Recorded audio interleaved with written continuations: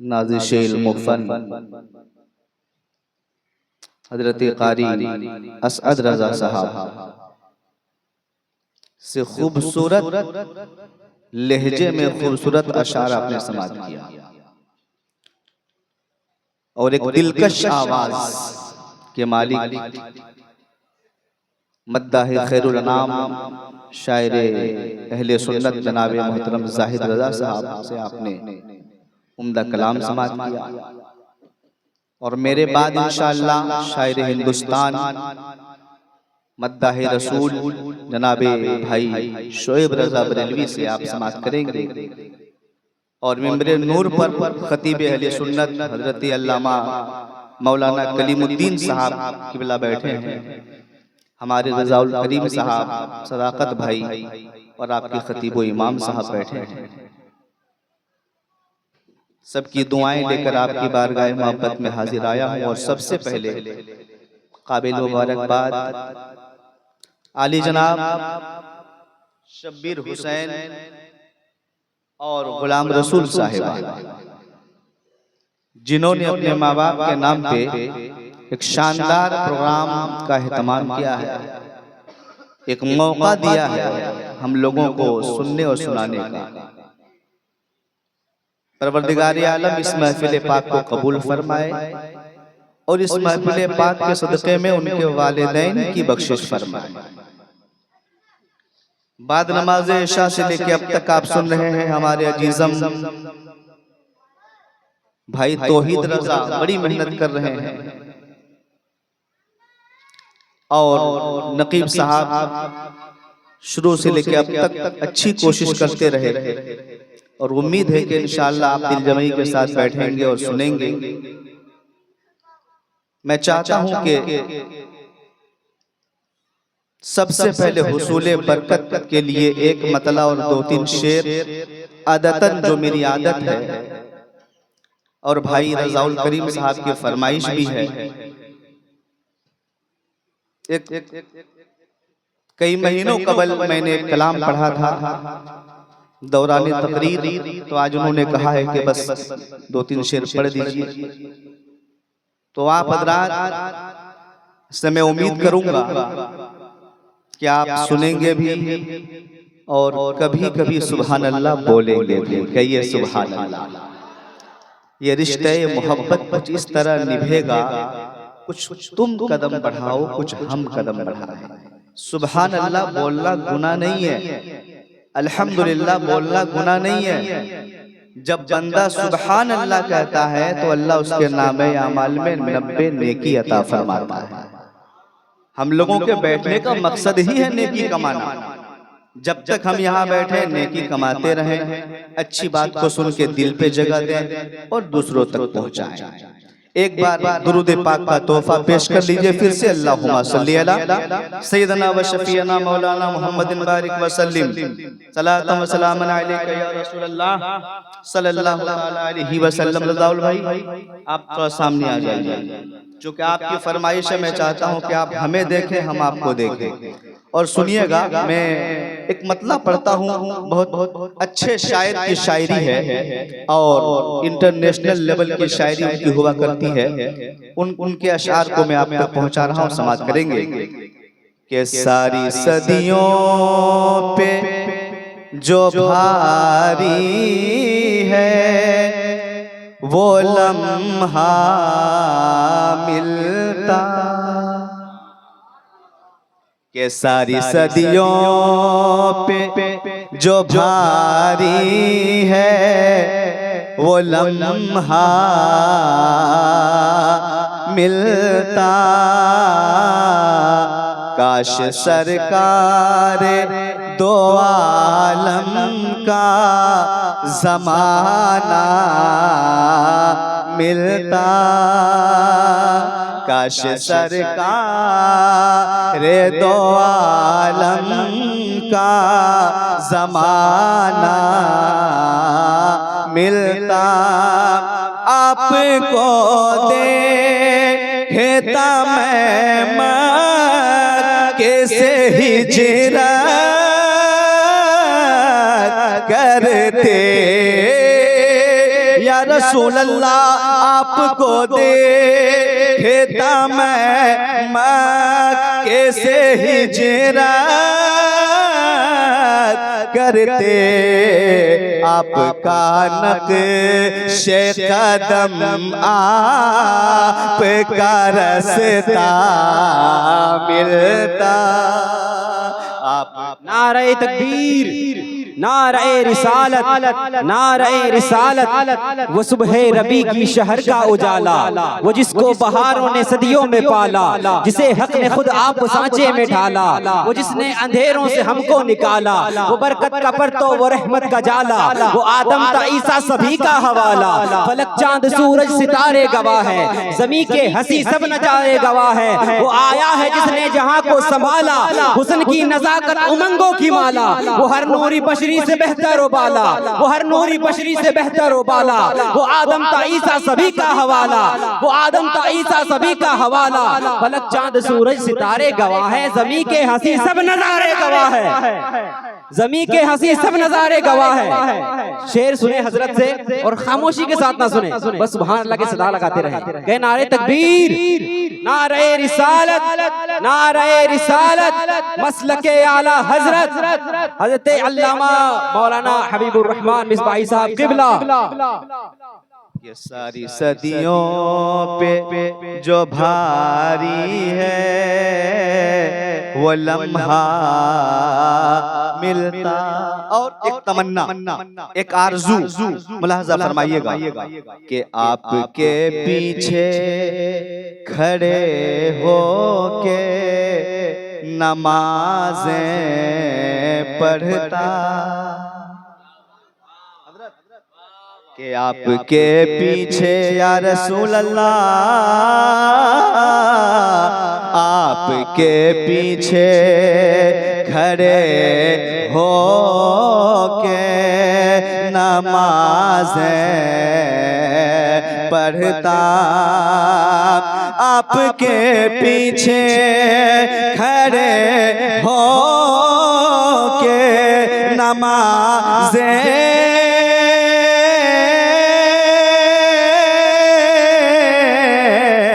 पढ़ता, आपके पीछे खड़े होके नमाज़ें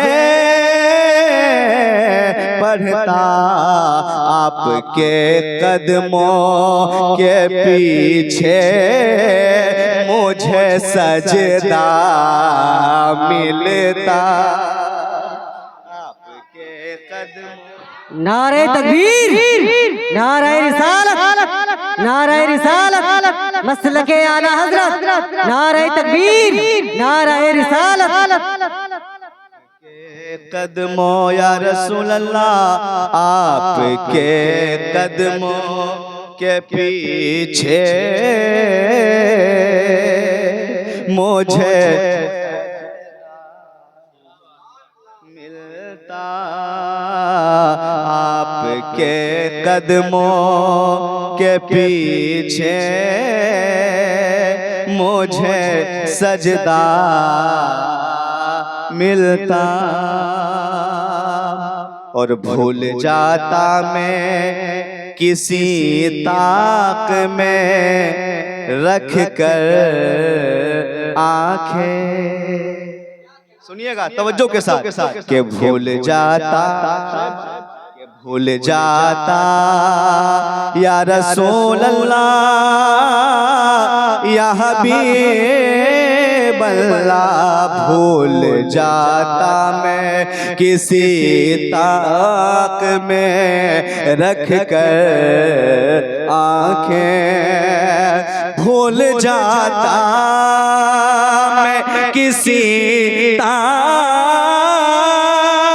में रख कर आंखें, आपको देखने, आपको देखते रहने का बहाना मिलता, आपको देखते रहने का बहाना मिलता। अशार तो बहुत है लेकिन वक्त की किल्लत दामनगीर है। एक शेर और पढ़ देता हूँ, मोहब्बत के साथ आप समाप्त करेंगे। या रसूल अल्लाह जिंदगी आपके कदमों में बसर हो जाती, जिंदगी आपके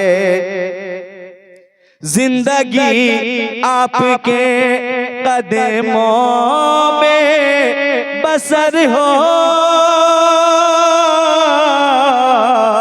जाती, जिंदगी आपके कदमों में बसर हो जाती।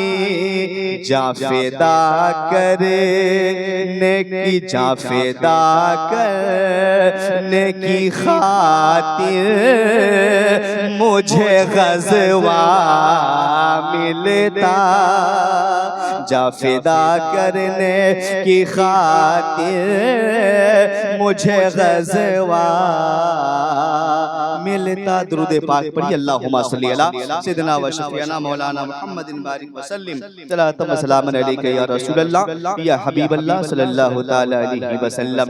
हज़रात मोहतरम, आज की महफिल पाक का ताल्लुक है इसाले सवाब, निस्बत है इसाले सवाब। मौत हर एक को आकर के रहेगी, चाहे दराज़ी उम्र में हज़रत नूह अलैहिस्सलाम हो, मौत आकर के रहेगी, चाहे हज़रत आदम सफ़ीउल्लाह हो, मौत आकर के रहेगी, हज़रत इब्राहिम खलीलुल्लाह हो, मौत आकर के रहेगी, हज़रत ईसा रूहुल्लाह हो, मौत आकर के रहेगी। हाँ हाँ, चाहे वो सिद्क़ो सफ़ा में हज़रत अबू बकर सिद्दीक हो, मौत आकर के रहेगी, हया में हज़रत उस्मान गनी हो, मौत आकर के रहेगी, अदालत में हज़रत फारूक आज़म हो, मौत आकर के रहेगी, चाहे वो शहादत में इमाम, चाहे शहादत में हज़रत मौलाए कायनात शेर खुदा हो, मौत आकर के रहेगी। अजीज़ान मिल्लत इस्लामिया, चाहे नबीयीन की जमात हो या शुहदा की जमात हो या सालेहीन की जमात हो, मौत तो बहरहाल अल्लाह तबारक व तआला का अटल फैसला है। कुल्लु नफ्सिन ज़ाइक़तुल मौत, हर एक को मौत का मजा चखना है, मरना तो होगा। लेकिन याद रखो दोस्तों, गोविंदारी के मुसलमानों, एक पैगाम लेकर के जाना, मरना तो होगा, चाहे वो जवान हो मौत आकर के रहेगी, चाहे वो बूढ़ा हो मौत आकर के रहेगी, चाहे वो आलिम हो मौत आकर के रहेगी, चाहे वो फाजिल हो मौत आकर के रहेगी, चाहे वो मुफ्ती हो मौत आकर के रहेगी, चाहे वो अल्लाह के वली हो मौत आकर के रहेगी, चाहे वो नेकोकार हो फिर भी मरना है, चाहे वो परहेजगार हो फिर भी मरना है। अल्लाह हो अकबर। अब यहीं से एक मिजाज बनाओ और अपने दिल की तख्ती पे लिख लेना मेरे पैगाम को कि जब मरना ही है, जब मरना ही है तो गुनहगार बन के मत मरो, जब मरना ही है तो गद्दार बन के ना मरो, बल्कि नबी का वफादार बन के मरो। नबी का वफादार बन के मरोगे, नमाजी बन के मरोगे, हाजी बन के मरोगे, नेकोकार बन के मरोगे, इमाम हुसैन का चाहने वाला बन के मरोगे, गरीब नवाज का मानने वाला बन के मरोगे। तो जनाजा जब उठेगा तो अपने बेगाने भी कहेंगे, वो देख गुलाम मुस्तफा का जनाजा जा रहा है, वो देख गरीब नवाज के मानने वाले का जनाजा जा रहा है।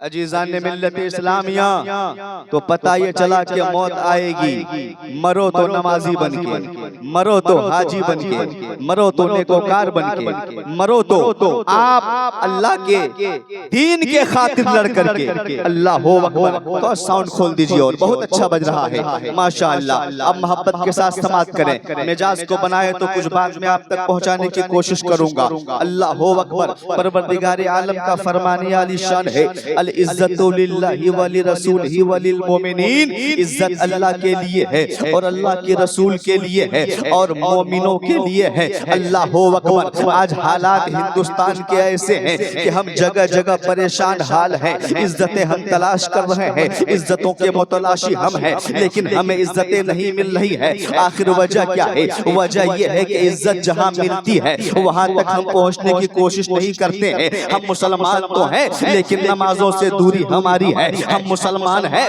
रोजा से दूरी हमारी है। हम मुसलमान हैं, शराब के अड्डे हम आबाद करते हैं। हम मुसलमान हैं, जुआ हम आबाद करते हैं। हम मुसलमान हैं, गीबत करना हमारा सेवा है। हम मुसलमान हैं, तफरीक हमारा सेवा है। अल्लाह हो अकबर। यानी कि नफरतें हमारे घरों में है, तबाही हमारे घरों में है, गुनाह हमारे घरों में है, नमाज से दूरी हमारे घरों में है। आखिर इज्जत कहां से मिलेगी? अल्लाह ने फरमाया कि इज्जत अल्लाह के लिए है, अल्लाह के रसूल के लिए है और मोमिनों के लिए है। याद रखो, इज्जत अल्लाह ने मोमिनों के लिए रखा है। शर्त ये है कि वो मोमिने कामिल बन जाए। गोविंदानी के मुसलमानों, उठो और रस्म शब्बीरी को अदा करते हुए तुम भी हिंदुस्तान वाले को बता दो, और हिंदुस्तान वालों सुनो, हम इमाम हुसैन के चाहने वाले हैं, करबला वाले के मानने वाले हैं। उन्होंने इस्लाम को बचाने के लिए 6 महीना का अली असगर दे दिया है। इस्लाम को बचाने के लिए अली अकबर को कुर्बान किया है। इस्लाम को बचाने के लिए भाई अब्बास को कटवाया है। इस्लाम को बचाने के लिए बूढ़ों की शहादतें दी है। इस्लाम को बचाने के लिए जवानों की कुर्बानियां दी है। बताओ, हमारी तारीख ये है। हम घबराने वाले नहीं हैं, हम डरने वाले नहीं हैं। तुम्हारा काम जुल्म करना है, हमारा काम सब्र करना है। हम नबी के गुलाम हैं। दुनिया वालों को बताएंगे, वो दुनिया वालों जो जान मांगो तो जान देंगे, जो माल मांगो तो माल देंगे, मगर ना ये होगा हमसे कभी नबी का जाहो जाओ। मेरे कौम के इस्लामी भाइयों, पता ये चला कि अगर हम मोमिन बन जाएं तो इज्जत हमारे लिए है। आज हम परेशान हाल हैं। आज हालात ऐसे हो गए कि आज हमारी मस्जिदों को टारगेट, हमारे मदरसों को टारगेट पे लिया जा रहा है। कभी इसका दर्द हुआ है सीने में? कभी सोचा भी है कि क्या हालात होते चले जा रहे हैं? पूरे हिंदुस्तान में 200 मसाजिद को टारगेट में लिया गया। एक एक करके सबकी बारी आएगी। 200 मसाजिद की टारगेट एक सर्वे के मुताबिक। अब जरा सोचिए, हम मुसलमान हैं, खाने पीने में मस्त हैं, घर बनाने में मस्त हैं, मोबाइल चलाने में मस्त हैं। मेरे कौम के इस्लामी भाइयों, इस्लाम यूं ही हमारे घरों तक नहीं पहुंचा है। सहाबा की कुर्बानियां इसमें शामिल हैं, ताबईन की कुर्बानियां शामिल हैं, अल्लाह के महबूब बंदों की इशाअत इसमें शामिल है। अल्लाह के नेक बंदों की जो है बहुत सारी परेशानियां उठाने के बाद तब जाकर के आज इस्लाम हमारे घरों तक पहुंचा है। मेरे कौम के इस्लामी भाइयों और बुजुर्गों और दोस्तों, मोहब्बत के साथ समात करो। अल्लाह की बारगाह में ये दुआएं मांगनी चाहिए कि मौला हमारी हिफाजत फरमा, मौला हमारे मसाजिद की हिफाजत फरमा, मौला हमारे मदारिस की हिफाजत फरमा। अल्लाह हो अकबर। अगर खामोश रहोगे तुम्हारी मस्जिदें छीन ले जाएंगे, खामोश रहोगे मदारिस कब्जे कर लिए जाएंगे, खामोश रहोगे तुम्हारा हक छीन लिया जाएगा। यही हाल हुआ है। जहां जहां लोग खामोश रहे उनके खानदान को मिटाया गया है, उनकी यादों को मिटाया गया है, उनके आबा व अजदाद को मिटाया गया है। मेरे कौम के इस्लामी भाइयों, इसलिए चुप न रहो, नबी के गुलाम हो, तुम इमाम हुसैन के गुलाम हो। अपनी जबान को हरकत में दो और सुनो, सिर्फ बोलने से काम नहीं होगा, बल्कि मस्जिदों को आबाद करना होगा। मस्जिदों में जाके नमाजें पढ़नी होंगी, माँ बाप की फरमा बरदारी करनी होगी,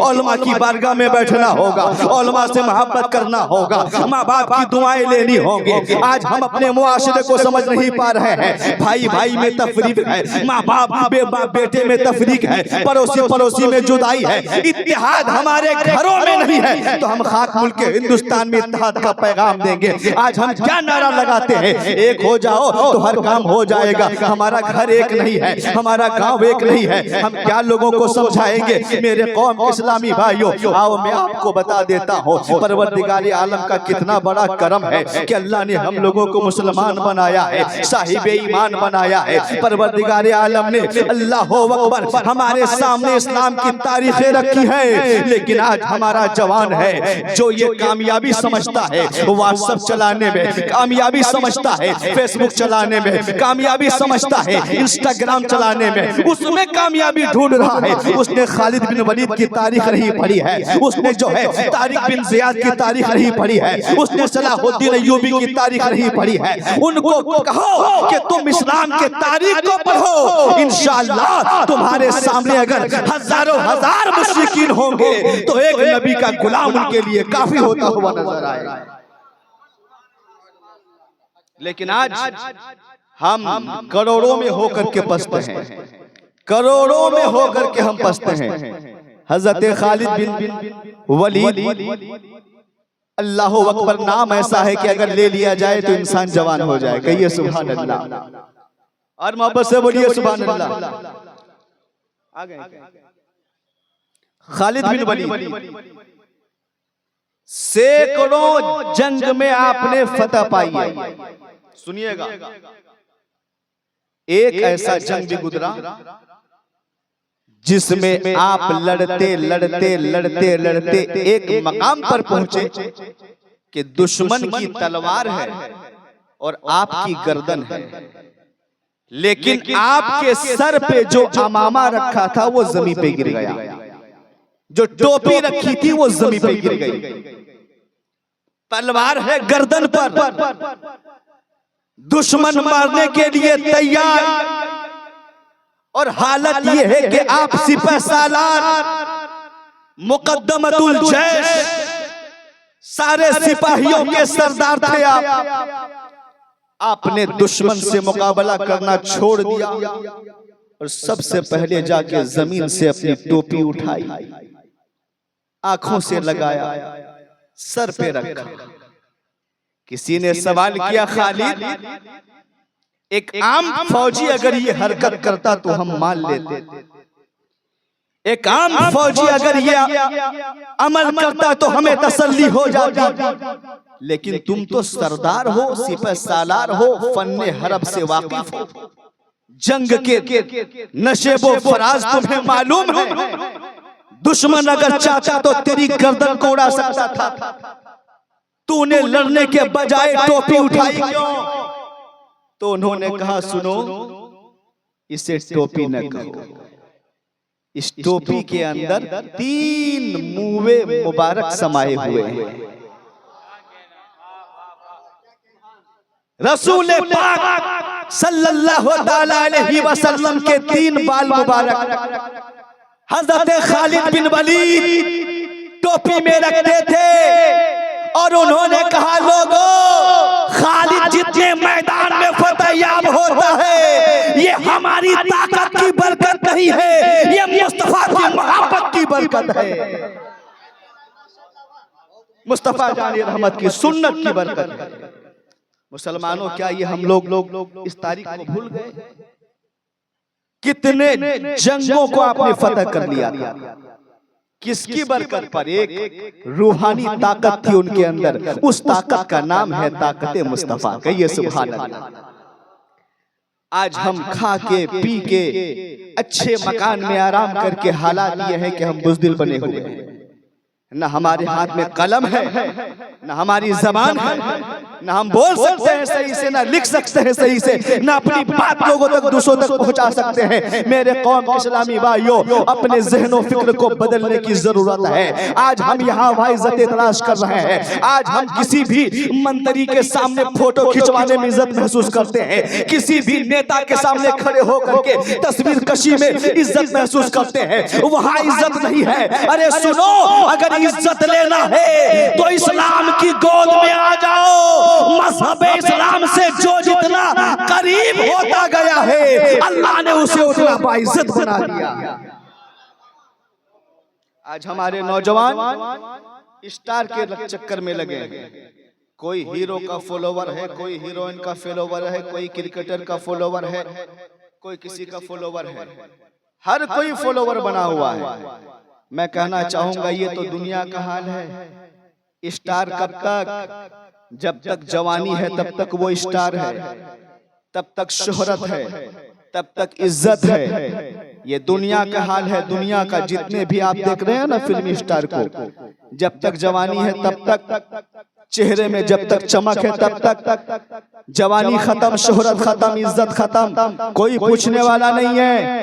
लेकिन गोविंदा डी के मुसलमानों, अरे तुम उस नबी के कलमा पढ़ने वाले हो, हम सब उस नबी के गुलाम हैं कि नबी का गुलाम जितना ज्यादा बूढ़ा होता है अल्लाह उनके चेहरे पे उतनी चमक अता फरमाता है,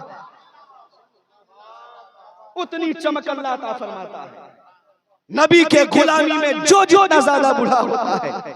मिसाल दे दूं, मोहब्बत मुस्तफा एक तरफ 1 लाख का मजमा हो और एक तरफ हमारा ताजुश शरिया हो, एक तरफ 1 लाख का मजमा हो, एक तरफ हमारा ताजुश शरिया हो। और पूछ दुनिया वालों से किसे देखना चाहता है तो दुनिया कहेगी सुनो, लाखों का मजमा नहीं चाहिए, हमें ताजुश शरिया चाहिए, मुफ्ती आज़म हिंद चाहिए, हमें बरेली के सरकार चाहिए। मैं कहना चाहूंगा क्यों, लाखों में स्टार भी है, क्रिकेटर भी है, हीरो भी है, इन्हें क्यों नहीं देखना चाहता? का सुनो, इनके चेहरे पे जो चमक है वो पाउडर और लाली की वजह से है, लेकिन ताजुश शरिया के चेहरे पे जो नूर चमक रहा है वो पाउडर और लाली की वजह से नहीं, नबी की गुलामी की वजह से चमक रहा है, मोहब्बत मुस्तफा की वजह से चमक रहा है, सुन्नत मुस्तफा पे अमल करने की वजह से चमक रहा है। इज्जत कहाँ मिलेगी? इज्जत ईमान वालों के लिए है। मेरे अल्लाह का करम है अल्लाह तबारक व तआला का हम लोगों के ऊपर कि परवरदिगार आलम ने हम लोगों को अपने नबी का गुलाम बनाया। कहिए सुभान अल्लाह। एक बार दूसरी पढ़ी, अल्लाहुम्मा सल्ली अला सय्यिदिना व शफीअना मौलाना मुहम्मदिन बारिक वसल्लम सल्लल्लाहु तआला अलैहि वसल्लम। मैंने एक हदीस पाक पढ़ी है, परवरदिगार हदीस पाक पढ़ी है, हुमा जन्नतुका व नारुक, तुम्हारे माँ बाप तुम्हारे लिए जन्नत भी है और तुम्हारे लिए जहन्नम भी है। आखिरी बात बोल के मैं बैठना चाहूंगा, अब सुनिए, पैगाम ले लीजिए। जन्नत भी है और जहन्नम भी। अगर कोई बेटा अपने माँ बाप की खिदमत करे, माँ बाप के साथ अच्छा बर्ताव करे, तो वो माँ बाप अपने बेटों के लिए जन्नत है। कहिए सुभान अल्लाह। और अगर कोई अपने माँ बाप को गाली दे, रुलाए, सताए, उसका दिल दुखाए, तो फिर ऐसी सूरत में याद रखिएगा वो माँ बाप उनके लिए जहन्नम बन जाते हैं। ये उसकी सजा है। एक बंदा अपनी माँ के पास आके कहने लगा, अम्मी जान, अल्लाह तबारक व तआला ने इज्जत दिया है, शोहरत दिया है, दौलत दिया है, सब कुछ हमें दिया है, आपकी दुआ से मुझे सब कुछ मिला, लेकिन अम्मी जान आज मेरे दिल में एक बात आ रही है, वो ये कि मैं चाहता हूं कि आपका हक अदा कर दूं। कहिए सुभान अल्लाह। ऑपरेटर साहब थोड़ा ठीक करिए माइक, अभी तक आपकी सेटिंग नहीं हो पाई है। आने वाले हमारे मुअज़्ज़ज़ मेहमान हैं, उनका ख्याल किया जाए। बहरहाल सुनिएगा। तो मैं अर्ज ये कर रहा था कि उन्होंने क्या कहा कि माँ मुझे हक अदा करना है, तो माँ ने कहा बेटा ये क्या तुम हिमाकत वाली बात कर रहे हो? किसी ने माँ का भी हक अदा किया है। हजरत इब्ने उमर रज़ी अल्लाह तआला अन्हु बयान फरमाते हैं कि एक यमानी शख्स कांधे पे अपनी माँ को बिठा करके 7 हज करा चुके, और उसके बाद कहा कि सरकार क्या मैंने माँ का हक अदा कर दिया? तो आपने फरमाया कि माँ के हक की बात करते हो, तुम्हारी पैदाइश के वक्त जितने झटके लगे थे ना, उन झटकों में से एक झटके का भी हक अदा तुमने अदा नहीं किया है। तो कहा बेटा ये मुमकिन नहीं है, लेकिन ठीक है अगर तुम्हारी ख्वाहिश है तो आओ। माँ बिस्तर पे लेटी हुई आराम कर रही है, बेटा भी पांव दबा रहा है, रात गुजर रही है। तो अचानक माँ ने कहा बेटा मुझे पानी चाहिए, एक गिलास पानी लेकर आओ। सर्दी का मौसम, शिद्दत की ठंडी पड़ रही है। पानी लाया, माँ ने 2 घूंट पिया, बाकी पानी बिस्तर पे गिरा दिया। बेटा बैठा रहा, पांव दबाता रहा, खिदमत करता रहा। फिर उसके बाद माँ ने कहा 1 घंटे के बाद कि बेटा फिर पानी चाहिए। दौड़ करके बेटा जाता है, पानी लेकर के माँ की खिदमत में पेश करता है। माँ ने पानी पिया, जमीन पर पानी गिरा दिया। अब सुनिए, एक जवान जवानी तो होता है, खून के गर्दिश ने उसे मजबूर कर दिया। कहा माँ ये तुमने क्या किया, पूरे बिस्तर को तूने भिगा दिया। इतनी बड़ी रात है, मैं बैठूं तो कहां बैठूं? तू तो सो रही है, दाएं भी भीगा, बाएं भी भीगा, मैं कहां बैठूं, क्या करूं? अम्मा उठकर बैठ गई और मुस्कुरा के जवाब देने लगी कि बेटा तुमसे तो एक रात बर्दाश्त न हो सका। अरे तेरी माँ ने ऐसी सैकड़ों रातें गुजारी है कि तेरी माँ भीगे पे सोती थी और तुझे अपने छाती पे सोती थी। सैकड़ों ऐसी रातें तू बिस्तर पे पेशाब करता था, तेरी माँ छाती पे सुलाती थी। आज तुमने एक रात मैं अपनी माँ को तुमने ऐसे कह दिया। इसलिए दोस्तों, कोई माँ का हक अदा नहीं कर सकता है, कोई बाप का हक अदा नहीं कर सकता है। माँ बाप के साथ अच्छा सलूक करिए, अच्छा बर्ताव करिए, और जब तक जिंदा रहिए मजहब इस्लाम पर जिंदा रहिए। परवरदिगार आलम इन्हीं बातों पे अमल की तौफीक अता फरमाए। सब लोग कलमा शरीफ पढ़िए, ला इलाहा इल्लल्लाहु मुहम्मदुर रसूलुल्लाह सल्लल्लाहु तआला अलैहि वसल्लम। अस्सलामु अलैकुम।